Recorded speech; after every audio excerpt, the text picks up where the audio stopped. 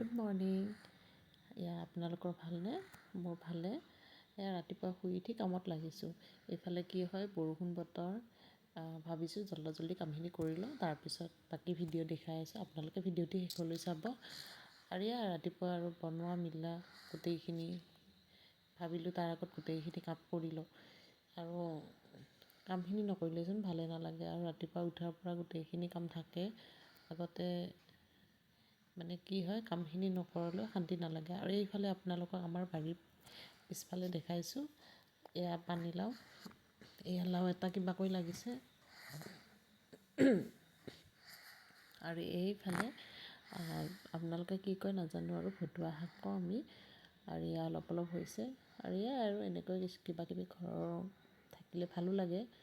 আৰু এইফালে দুপৰীয়া লাগি গ'লোঁ ভাত বনোৱা মিলা বা তাইও গা পা ধুৱাই মেলি আকৌ বনোৱাত লাগিলোঁ।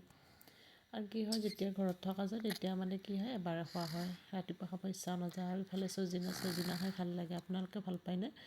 আমাৰ সকলোৰে প্ৰিয়। আৰু চজিনা বনালোঁ, লগতে কোমোৰাৰ সুঠি খাই ভাল লাগে। সেয়া বনালোঁ।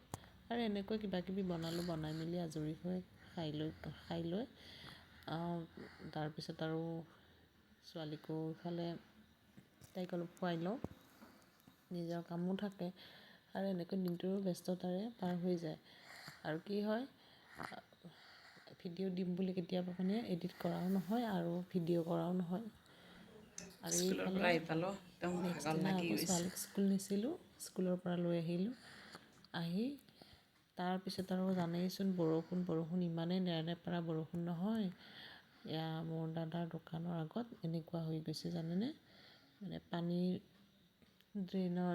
ড্ৰেইনত যাব নোৱাৰে। বৰষুণৰ পানীয়ে এনেকুৱা কৰিছে নহয়, এনেকুৱা অলপ বৰষুণ হ'লে মানে পানী ভৰ্তি হৈ যায়। আৰু এইফালে আমাৰ ৰিধিক চাওকচোন, তাই মানে কি পঢ়ি থাকিব, খেলি থাকিব, কিবাকিবি কৈ থাকে। তাইৰ লগত অলপ গধূলি টাইম দিও ভাল লাগে। বাদাম খাই আছোঁ তাইৰ লগত। তাৰপিছত আহিলোঁ পাকঘৰত।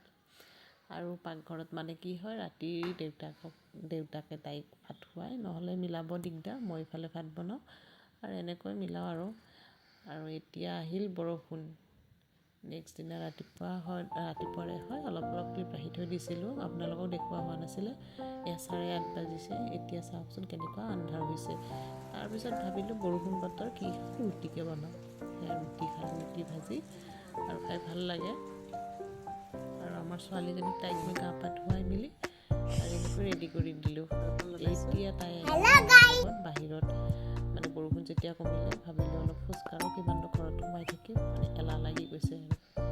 তাই চৰ্দি আৰম্ভ হ'লে কি কৰিব আৰু, সৰু ল'ৰা ছোৱালী থাকিলে মানে কি, যিটো বস্তু লাৰিব মানা কৰোঁ তেতিয়া সেইটো বস্তুৱে লাৰে আৰু।